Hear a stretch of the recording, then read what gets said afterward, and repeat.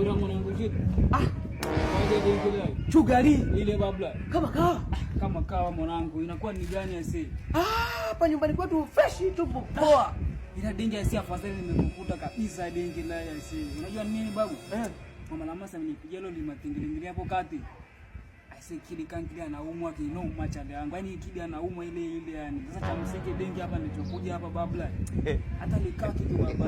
Likaa kitu hizo matatizo hapo mengine yanakuwa ni yetu dingi la. Mimi nikupe 50 wewe. Sasa ndugu yangu, wewe unajali mwanamke wakati mimi mwenyewe ndo nikikuangalia sura yako na jinsi ulivyo, kuna kitu umekikosa Maswala mankuli yale. Umekikosa. Kwanza wewe mwenyewe kwanza vipi umekula?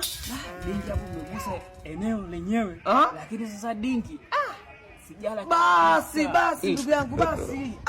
Nilikuwa nakuulizia tu kama umekula au hujala. Mimi sijala ndugu yangu, kama nimekaa hapa nasikilizia hata msalimu mwema wote akipita anijia tabuku nikachukua kachori. Ndio sina hela na kupata 5000 mwanangu. Mwenye mpaka kutia mchuzi.